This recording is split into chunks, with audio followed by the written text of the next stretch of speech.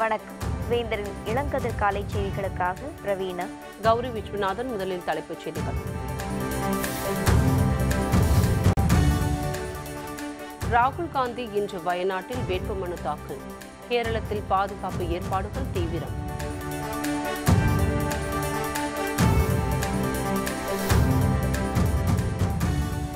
சென்னை வந்துள்ள சுனில் அரோரா தலைமையிலான குழுவினர் தேர்தல் அலுவலர்களுக்கான கூட்டத்தில் இன்று ஆலோசனை.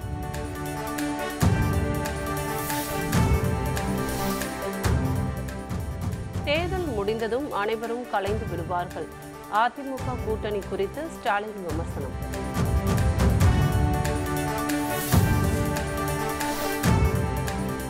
பெரம்பலூர் தொகுதியில் டாக்டர் பாரிவேந்தர் பிரச்சாரம். தாப்பேட்டை ஒன்றியத்திற்குட்பட்ட பகுதிகளில் இன்று வாக்கு சேகரிப்பு. காங்கிரஸ் தலைவர் ராகுல் காந்தி வயநாட்டில் இன்று தமது வேட்புமனுவை தாக்கல் செய்கிறார். இதையொட்டி பாதுகாப்பு ஏற்பாடுகள் தீவிரப்படுத்தப்பட்டுள்ளன.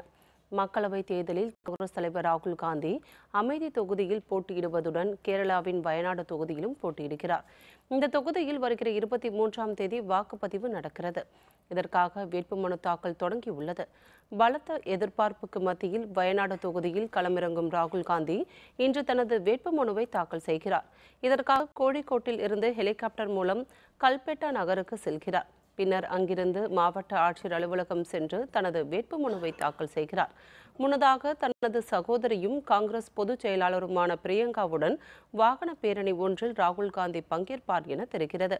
ராகுல் காந்தியின் வருகையை ஒட்டி வயநாட்டில் பாதுகாப்பு ஏற்பாடுகள் தீவிரப்படுத்தப்பட்டுள்ளன. தலைமை தேர்தல் ஆணையர் சுனில் அரோரா தலைமையிலான குழுவினர் இன்று தேர்தல் அலுவலர்களுக்கான கூட்டத்தில் ஆலோசனை மேற்கொள்ள உள்ளனர்.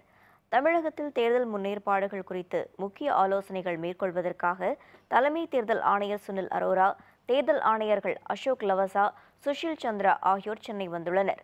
சென்னை கிண்டியில் உள்ள நட்சத்திர விடுதியில் தேர்தல் ஆணையத்தால் அங்கீகரிக்கப்பட்ட அரசியல் கட்சிகளுடன் பிரதிநிதிகளுடன் தேர்தல் ஆணையர்கள் ஆலோசனை நடத்தினர். இக்கூட்டத்தில் மாவட்ட ஆட்சியர்கள், மாவட்ட தேர்தல் அதிகாரிகள், மாவட்ட கண்காணிப்பாளர்கள் மற்றும் காவல்துறை உயர் அதிகாரிகள் ஆகியோர் பங்கேற்றனர். அவர்களிடம் தேர்தல் ஆணையர்கள் அசோக் லவாசா, சுஷில் சந்திரா ஆகியோர் ஆலோசனை மேற்கொண்டனர். இன்று காலை தேர்தல் நடத்தும் அலுவலர்களுக்கான கூட்டம் நடைபெறவுள்ளது. இதில் தலைமைச் செயலர் கிரிஜா வைத்தியநாதன் பங்கேற்பார் என எதிர்பார்க்கப்படுகிறது. தேர்தல் ஆணையத்தை பயன்படுத்தி 3 தொகுதிகளில் இடைத்தேர்தல் நடத்த விடாமல் அதிமுக அரசு தடுப்பதாக மு.க. ஸ்டாலின் குற்றம் சாட்டியுள்ளார். திமுக தலைமையிலான மதசார்பற்ற முற்போக்கு கூட்டணி கட்சித் தலைவர்கள் பங்கேற்ற தேர்தல் பிரச்சார பொதுக்கூட்டம் கோயம்புத்தூர் குடிசிய வளாகத்தில் நடைபெற்றது. இதில் பங்கேற்ற திமுக தலைவர் மு.க. ஸ்டாலின் மார்க்சிஸ்ட் கட்சி வேட்பாளர் நடராஜனுக்கு ஆதரவாக வாக்கு சேகரித்தார். அப்போது பேசிய அவர், உள்துறை அமைச்சகத்தின் அறிக்கையின்படி நாட்டில் 2000த்திற்கும் மேற்பட்ட மத கலவரங்கள் நடைபெற்றுள்ளதாக சுட்டிக்காட்டினார். நேற்று வரை ஒருவரை ஒருவர் திட்டிக் கொண்டிருந்தவர்கள் இன்று தேர்தலுக்காக ஒன்று சேர்ந்துள்ளனர் என குறிப்பிட்ட ஸ்டாலின், தேர்தல் முடிந்தவுடன் அவர்கள் அனைவரும் மீண்டும் கலைந்து விடுவார்கள் என தெரிவித்தார். நம்முடைய தமிழகத்திலே 18 இடங்களில் சட்டமன்றத்தினுடைய இடைத்தேர்தல் நடைபெறவிருக்கிறது. ஆக அந்த இடைத்தேர்தல்களும் 18க்கு 18 என்ற வெற்றியை பெறப்போகிறோம். அதில் எந்த மாற்றமும் கிடையாது. நியாயமா 21 தொகுதிகளில் இடைத்தேர்தலை நடத்தி இருக்கணும். 3 தொகுதிகளில் அவர்கள் நடத்த முன்வரல தேர்தல் கமிஷன். அந்த 3 தொகுதிகளை பொறுத்த வரைக்கும் நீதிமன்றத்தில் வழக்கு இருக்கிறது. நான் மறுக்கல. தடை போடப்பட்டிருக்கிறதா? எந்த நிலையிலும் தடை கிடையாது, ஸ்டே கிடையாது. ஆக தடை இல்லாத நேரத்தில் ஏன் நடத்த முன்வரல? ஆக அங்குதான் சூட்சமம் இருக்கிறது. நியாயமாக பார்த்தீங்கன்னா அண்மையிலே சூலூர் தொகுதியினுடைய ஆளுங்கட்சி சட்டமன்ற உறுப்பினர் மறைந்திருக்கிறார். ஆக அதையும் சேர்த்து 22 தொகுதிகளில் நடத்தியிருக்க வேண்டும். 22 தொகுதிகளில் நடத்தினால் அந்த 22 தொகுதியிலும் திராவிட முன்னேற்ற கழகம் வெற்றி பெற்றுவிட்டால் மெஜாரிட்டியாக திராவிட முன்னேற்ற கழகம் முந்தி வந்து விடுகிறது. ஆகவே இப்ப ஆளுங்கட்சியாக இருக்கக்கூடிய அதிமுக தானாக ஆட்சியிலிருந்து கவிழக்கூடிய ஒரு சூழ்நிலை. ஆக இதெல்லாம் திட்டம் போட்டுத்தான் ஒரு சூழ்ச்சமத்தை தேர்தல் கமிஷனை பயன்படுத்தி இன்றைக்கு இந்த ஆட்சி செய்து கொண்டிருக்கிறது என்பதை நான் பகிரங்கமாக குற்றச்சாட்டுகிறேன். தொடர்ந்து பேசிய அவர் யாருடைய இடத்திலிருந்தோ பணத்தை எடுத்துவிட்டு துரைமுருகனுக்கு தொடர்பு இருப்பதாக கூறி இடைத்தேர்தலை நிறுத்த திட்டமிட்டுள்ளனர் என ஸ்டாலின் குற்றம் சாட்டினார். பழனிசாமி வீட்டிலும் ஓ பன்னீர்செல்வம் வீட்டிலும் வருமான வரித்துறையும் தேர்தல் ஆணையமும் சோதனை நடத்துமா எனவும் கேள்வி எழுப்பினார். முன்பெல்லாம் வளர்ச்சியை பற்றி பேசிய பாஜகவினர் தற்போது தமிழகத்தில் கிடைத்த வரவேற்பை பார்த்து அதை பற்றி பேசுவதே இல்லை எனவும் விமர்சனம் செய்தார். நம்முடைய கழக பொருளாளர் அண்ணன் துரைமுருகன் அவருடைய இல்லத்தில் அவருடைய மகன் நடத்தக்கூடிய கல்லூரியில் வருமான வரித்துறை ரைடு செஞ்சிருக்கு. ஒரு நாள் முழுக்க அந்த ரைடை நடத்தி இருக்கிறார்கள். எதுவும் இல்லை. ஆக ஒரு நாள் முழுக்க தேர்தல் பிரச்சாரத்திற்கு வேட்பாளராக நிற்கக்கூடிய துரைமுருகனுடைய மகன் கருணானன் வெளியிலே போக முடியல. வேண்டுமென்றே திட்டமிட்டு அவர்கள் இந்த பணியை செஞ்சு அதற்கு பிறகு எதுவும் கிடைக்கல என்று சொல்லிவிட்டு வெளியிலே போய் அதற்கு பிறகு மறுநாள் ஒரு நாள் விட்டு மீண்டும் வருகிறார்கள். மீண்டும் வந்ததற்கு பிறகு ஏதோ பணத்தை பறிமுதல் செய்ததாக செய்தி இருக்கலாம், இல்லை என்று மறுக்கல. எங்கிருந்து எடுத்தீர்கள்? துரைமுருகன் வீட்டிலா, துரைமுருகனுடைய கல்லூரியிலா, அவர் மகன் நடத்தக்கூடிய கல்லூரியிலா, யாருடைய வீட்டில் எடுத்துவிட்டு இதில் துரைமுருகன் சம்பந்தம் இருக்கிறது என்று சொல்லி அந்த தேர்தலை எப்படியாவது நிறுத்த வேண்டும், வேலூர் நாடாளுமன்ற தொகுதியுடைய இடைத்தேர்தலை நிறுத்த வேண்டும் என்ற ஒரு சதி முதலமைச்சராக இருக்கக்கூடிய எடப்பாடி வீட்டில் இருக்கு. துணை முதலமைச்சராக இருக்கக்கூடிய ஓபிஎஸ் இப்பவே தேனி தொகுதியில் அவருடைய மகனுக்காக 1000, 2000 பணத்தை விநியோகித்துக் கொண்டிருக்கிறார்கள். புகைப்படங்கள் ஆதாரங்களோடு செய்திகள் வந்து கொண்டிருக்கிறது. அங்கேயும் போகல. பெரம்பலூர் மக்களவை தொகுதி வேட்பாளர் டாக்டர் பாரிவேந்தர் தாத்தையர்கள்பேட்டை ஒன்றியத்திற்குட்பட்ட பகுதிகளில் இன்று வாக்கு சேகரிக்கிறார். மத சார்பற்ற முற்போக்கு கூட்டணி சார்பில் பெரம்பலூர் மக்களவை தொகுதியில் போட்டியிடும் டாக்டர் பாரிவேந்தர் தொகுதிக்குட்பட்ட பல்வேறு பகுதிகளில் பொதுமக்களை நேரில் சந்தித்து தீவிர வாக்கு சேகரிப்பில் ஈடுபட்டு வருகிறார். இந்நிலையில் தாத்தையங்கார்பேட்டை ஒன்றியத்திற்குட்பட்ட பாப்பாப்பட்டி, அஞ்சலம், நீலியாம்பட்டி உள்ளிட்ட பகுதிகளில் இன்று காலை பிரச்சாரத்தை தொடங்கும் டாக்டர் பாரிவேந்தர் மதியம் 12:30 மணி வரை தொடர்ந்து வாக்கு சேகரிக்கிறார். இதனைத் தொடர்ந்து மாலை 4 மணிக்கு ஊரக்கரை பகுதியில் பிரச்சாரத்தை தொடங்கும் டாக்டர் பாரிவேந்தர் பெருகனூர், தேவானூர், மாணிக்கபுரம், தாண்டவம்பட்டி உள்ளிட்ட பகுதிகளில் பிரச்சாரம் மேற்கொள்கிறார்.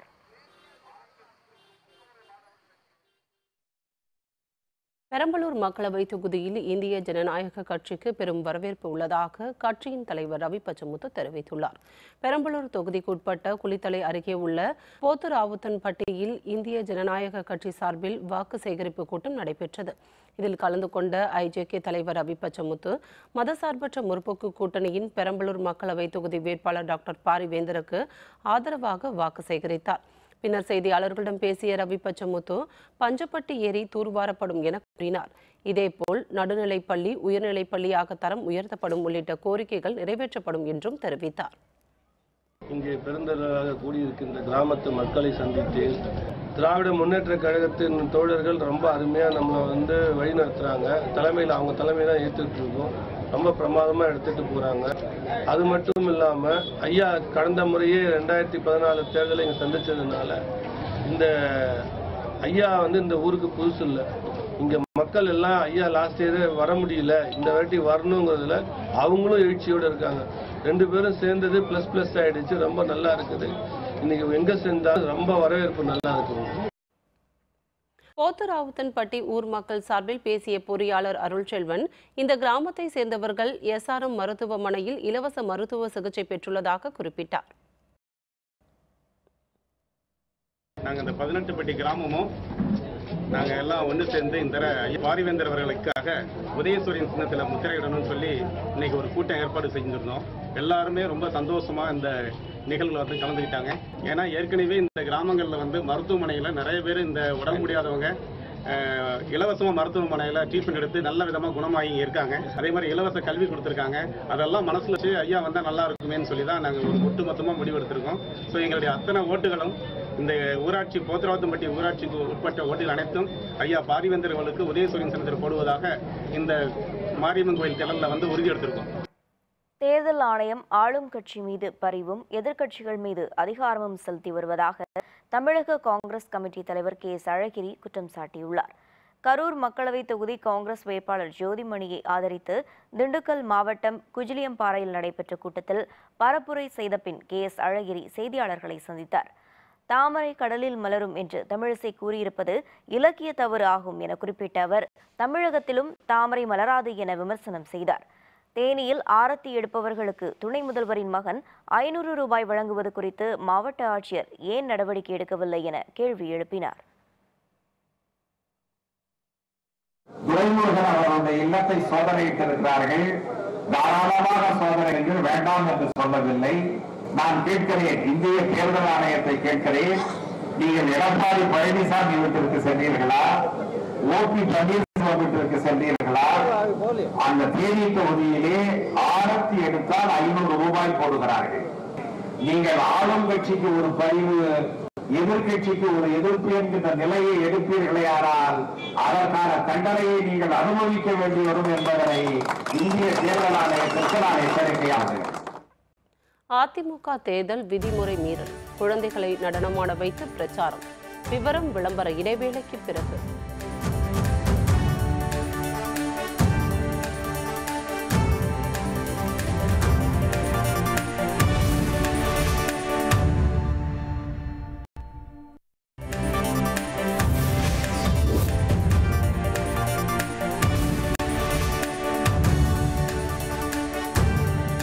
செய்திகள் தொடர்கின்றன. திருப்பூரில் அதிமுக பிரச்சார கூட்டத்தில் ஆபாச பாடலுக்கு குழந்தைகளை நடனமாட வைத்த சம்பவம் பொதுமக்கள் மத்தியில் அதிர்ச்சியை ஏற்படுத்தியுள்ளது. திருப்பூர் மக்களவைத் தொகுதி அதிமுக வேட்பாளர் MSM ஆனந்தனை ஆதரித்து பிரச்சாரம் மேற்கொள்ள துணை முதல்வர் ஓ பன்னீர்செல்வம் வருவதாக அறிவிக்கப்பட்டது. அவர் கூட்டத்திற்கு வர தாமதமானதால் குழந்தைகளை வைத்து ஆபாச பாடலுக்கு நடனமாட வைத்தனர். தேர்தல் விதிமுறைகள் அமலுக்கு வந்தது முதல் 18 வயதிற்குட்பட்ட குழந்தைகளை தேர்தல் பிரச்சாரத்திற்காக பயன்படுத்தக்கூடாது என விதிமுறை உள்ளது. அதை மீறும் வகையில் அதிமுக பிரச்சார கூட்டத்தில் குழந்தைகளை ஆபாச பாடலுக்கு நடனமாட வைத்தது சர்ச்சையை ஏற்படுத்தியுள்ளது. 13 வயது குழந்தைகளோடு அதிமுகவினரும் மேடையில் குத்தாட்டம் போட்டது பொதுமக்கள் மத்தியில் முகசுழிப்பை ஏற்படுத்தியது.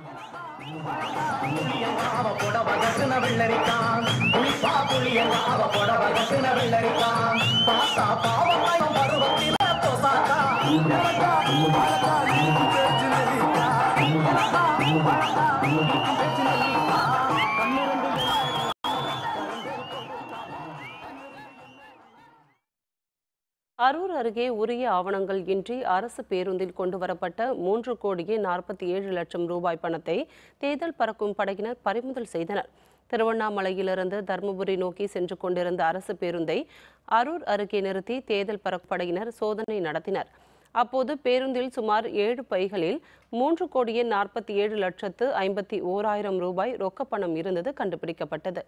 பணத்திற்கு யாரும் உரிமை கோராததால் அவற்றை பறிமுதல் செய்த தேர்தல் பறக்கும் படையினர் அரூர் கோட்டாட்சியர் அலுவலகத்தில் ஒப்படைத்தனர்.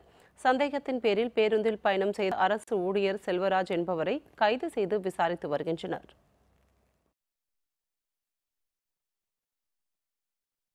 விவசாயிகளின் கடனை தள்ளுபடி செய்யாமல் பெருநிறுவனங்களின் 35,000 கோடி கடனை தள்ளுபடி செய்தது ஏன் என ஏவா வேலு கேள்வி எழுப்பினார்.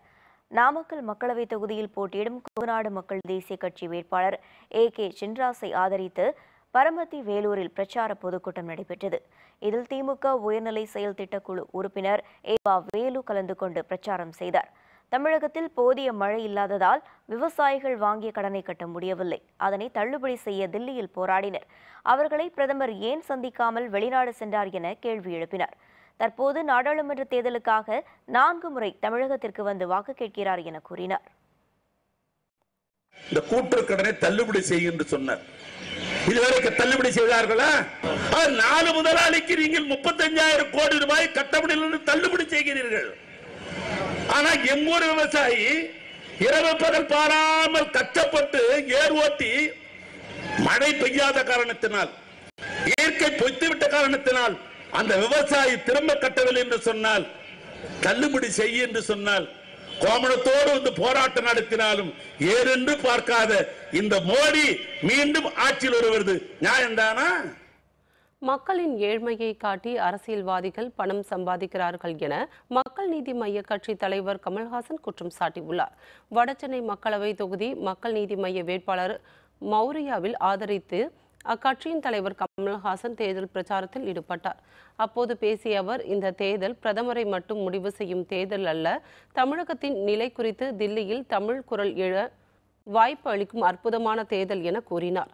மக்கள் நீதி மையத்திற்கு வாய்ப்பு கொடுத்தால் 5 வருடங்களுக்குள் ஒவ்வொரு தமிழனின் வீட்டில் குடிநீர் தண்ணீர் கொண்டு வந்து சேர்ப்பது எங்களுடைய முதல் கடமை என தெரிவித்தார். இது பிரதமரை மட்டும் முடிவு செய்யும் தேர்தல் மட்டுமே அல்ல, தமிழகத்தின் நிலை என்ன என்று தமிழ் குரல்கள் எழ வாய்ப்பளிக்கும் ஒரு அற்புதமான தேர்தல் இது. இதை நீங்கள் கை நழுவ விட்டுவிடக் கூடாது. இந்த மாதிரி கொஞ்சம் கொஞ்சமா நாம செய்வதறியாது குழம்பி போகிறதை பயன்படுத்திக் கொண்டு அரை நூற்றாண்டை கிட்டத்தட்ட கடத்தி விட்டார்கள். ஜெயலலிதாவுக்கு எதிராக பேசிய பாமகவுடன் அதிமுக கூட்டணி வைத்தது ஏன் என அமமுக துணை பொதுச் செயலர் தினகரன் கேள்வி எழுப்பினார். திண்டுக்கல் மக்களவை தொகுதி அமமுக வேட்பாளர் ஜோதி முருகனை ஆதரித்து பழனியில் டிடிவி தினகரன் தேர்தல் பிரச்சாரத்தில் ஈடுபட்டார்.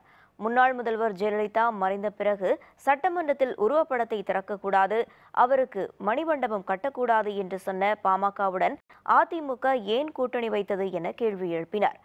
அன்புமணியை கேள்வி கேட்ட அதிமுக தொண்டர் செம்மலையால் தாக்கப்பட்டார்.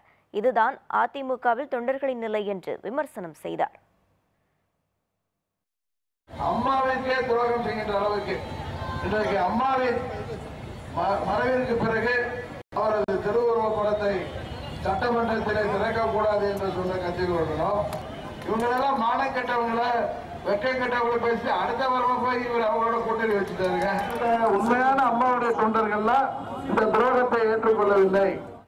பணம் வாங்கிக் கொண்டு வாக்களிப்பதை நிறுத்துங்கள், அது மானத்தை விருதுக்கு சமம் என நாம் தமிழர் கட்சி ஒருங்கிணைப்பாளர் சீமான் பிரச்சாரத்தின் போது பேசினார். திண்டுக்கல் மக்களவை தொகுதியில் நடிகர் மன்சூர் அலிகானை ஆதரித்து பேசிய அவர், 5 ஆண்டுகளில் எதையும் செய்யாத பிரதமர் மோடி அடுத்து வெற்றி பெற்று என்ன செய்ய போகிறார் என கேள்வி எழுப்பினார்.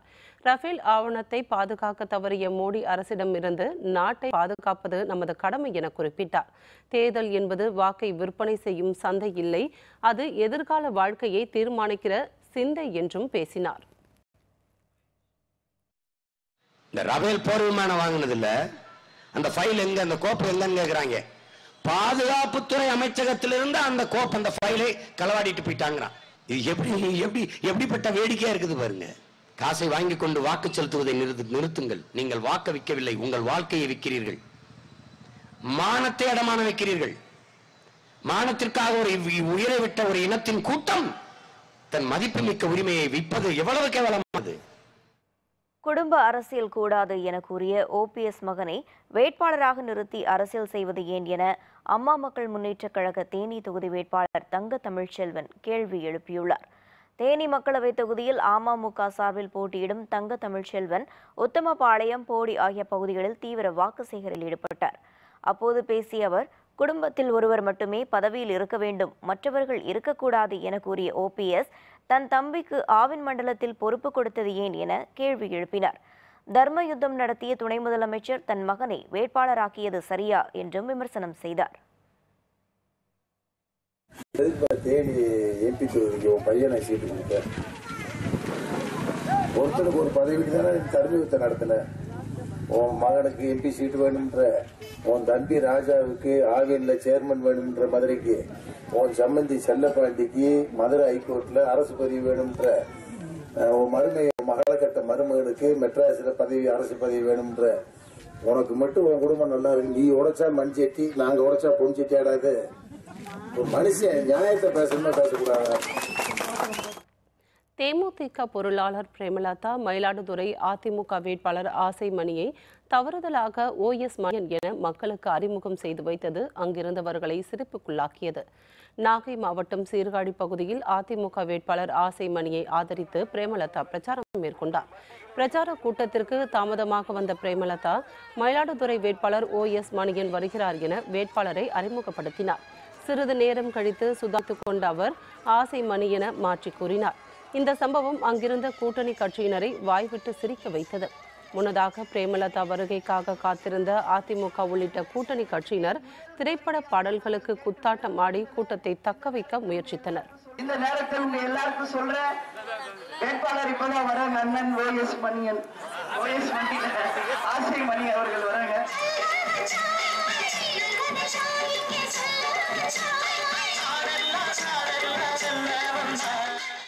இனி செய்திகளின் தொகுப்பை காணலாம். இந்தியாவில் காங்கிரஸ் ஆட்சி மலர்ந்தால் நீட் தேர்வு ரத்து செய்யப்படும் என குறிப்பிட்டு நாஞ்சில் சம்பத் பிரச்சாரம் மேற்கொண்டார். திருவள்ளூரை அடுத்த செவ்வாய்ப்பேட்டை வேப்பம்பட்டு பகுதிகளில் திமுக கூட்டணி வேட்பாளர்களை ஆதரித்து நாஞ்சில் சம்பத் வாக்கு சேகரித்தார். அப்போது பேசிய அவர், காங்கிரஸ் தேர்தல் அறிக்கையின்படி ஆதரவற்ற 5 கோடி குடும்பங்களுக்கு மாதம் 6000 ரூபாய் வங்கிக் கணக்கில் செலுத்தப்படும் என்று கூறினார். ஆவணங்கள் இன்றி வந்த 7 பேருந்துகளை தக்கலை வட்டார போக்குவரத்து அதிகாரி பறிமுதல் செய்தார். இதை கண்டித்து அதில் வந்த பயணிகள் கோஷம் எழுப்பி ஆர்ப்பாட்டத்தில் ஈடுபட்டனர். மகாராஷ்டிராவை சேர்ந்த பெண்கள் உள்பட 300க்கும் மேற்பட்ட சுற்றுலா பயணிகள் ஆன்மீக பயணம் செல்ல கேரளாவை சேர்ந்த 7 பேருந்துகளை ஏற்பாடு செய்திருந்தனர். அவை தக்கலை அருகே வந்தபோது மார்த்தாண்டம் வட்டார போக்குவரத்து அதிகாரி தமிழ்நாட்டில் வர அனுமதி பெறவில்லை என கூறி பறிமுதல் செய்தார். சட்டமன்ற இடைத்தேர்தலையொட்டி முன்னாள் MLA-வான தங்குதுரை வாக்கு சேகரிக்க சென்றபோது பொதுமக்கள் ஊருக்குள் நுழைய விடாமல் விரட்டியடித்தனர். திண்டுக்கல் மாவட்டம் நிலக்கோட்டையில் நடைபெற இருக்கும் இடைத்தேர்தலில் பல்வேறு கட்சிகள் போட்டியிடுகின்றன. இந்நிலையில் நூத்தலாபுரம் என்ற கிராமத்திற்கு வந்த அமமுக வேட்பாளர் தங்குதுரையை ஊர் மக்கள் வழிமறித்தனர். இடைத்தேர்தல் வர காரணமான நீங்கள் தொகுதிக்கு என்ன செய்தீர்கள் என கேள்வி எழுப்பினர்.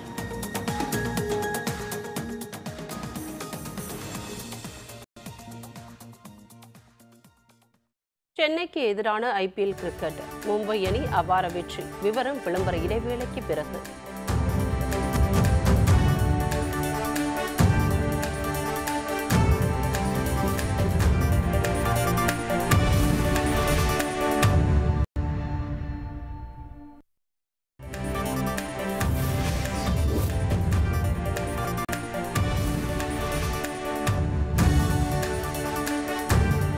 செய்திகள் தொடர்கின்றன. ஐரோப்பாவின் மிகப்பெரிய செயற்கை நீச்சல் குளம் பெல்ஜியத்தின் தலைநகரான பிரசல்ஸில் திறக்கப்பட்டுள்ளது. திரைப்பட தயாரிப்புக்கு பயன்படும் இந்த நீச்சல் குளம் சுமார் 30,000 சதுர அடி பரப்பளவில் பறந்து விரிந்துள்ளது. இதில் சுமார் 60 லட்சம் லிட்டர் தண்ணீரை நிரப்ப முடியும் என அதன் வடிவமைப்பாளர்கள் தெரிவித்தனர். 33 அடி ஆழம் கொண்ட இந்த நீச்சல் குளத்தில் செயற்கையாக 3 அடி உயரத்திற்கு அலைகளை உருவாக்க முடியும். செயற்கை புயல், சுனாமி, கடல் கொந்தளிப்பு, இடி, மின்னல் ஆகியவற்றை செயற்கையாக உருவாக்க முடியும் என்றும் வடிவமைப்பாளர்கள் தெரிவித்தனர். கடலில் படமாக்கப்படும் காட்சிகளை தத்ரூபமாக படமாக்க அனைத்து வசதிகளுடன் நிர்மாணிக்கப்பட்டுள்ளதாக தெரிவிக்கப்பட்டுள்ளது.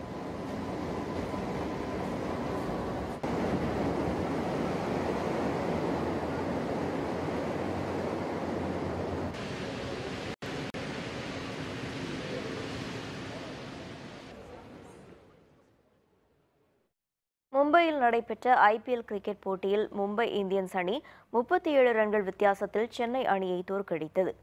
IPL தொடரின் 15வது லீக் ஆட்டம் மும்பை வான்கடை மைதானத்தில் நடைபெற்றது. இதில் சென்னை சூப்பர் கிங்ஸ் அணியும் மும்பை இந்தியன்ஸ் அணியும் மோதின.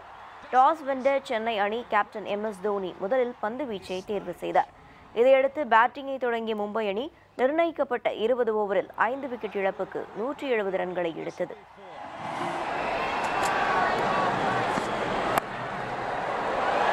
He's flicked it past Shawton. Oh, just out of his reach. The ball made it count every time. Oh, that's big. That's Suryakumar Yadav.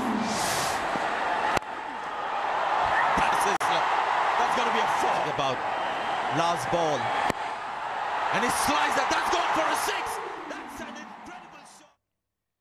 இதையடுத்து 171 ரன்கள் எடுத்தால் வெற்றி என்ற இலக்குடன் களமிறங்கிய சென்னை சூப்பர் கிங்ஸ் அணி ஆட்டத்தின் 16 ஓவர் முடிவில் 5 விக்கெட் இழப்பிற்கு 105 ரன்கள் எடுத்தது. இறுதியில் 20 ஓவர் முடிவில் சென்னை அணி 8 விக்கெட் இழப்பிற்கு 133 ரன்கள் எடுத்து தோல்வியை தழுவியது. இதன் மூலம் தொடர் வெற்றி பெற்று வந்த சென்னை அணியை 37 ரன்கள் வித்தியாசத்தில் மும்பை அணி வீழ்த்தியது.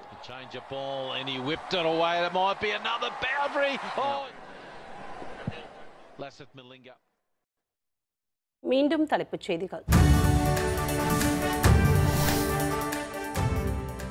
ராகுல் காந்தி இன்று வயநாட்டில் வேட்புமனு தாக்கல்.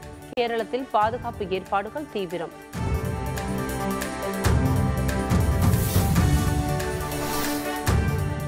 சென்னை வந்துள்ள சுனில் அரோரா தலைமையிலான குழுவினர் தேர்தல் அலுவலர்களுக்கான கூட்டத்தில் இன்று ஆலோசனை.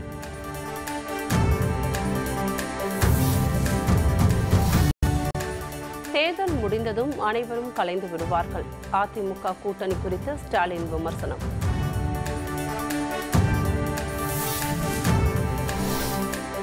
பெரம்பலூர் தொகுதியில் டாக்டர் பாரிவேந்தர் பிரச்சாரம். தாப்பேட்டை ஒன்றியத்திற்குட்பட்ட பகுதிகளில் இன்று வாக்கு சேகரிப்பு.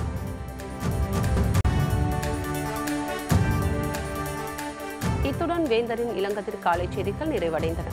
வேந்தர் டிவி செயலியை பதிவிறக்கம் செய்து முக்கிய செய்திகளை நேயர்கள் காணலாம். மீண்டும் பகல் 1 மணிக்கு உச்சிவேளை பகல் செய்திகளில் சந்திப்போம். வணக்கம். வணக்கம்.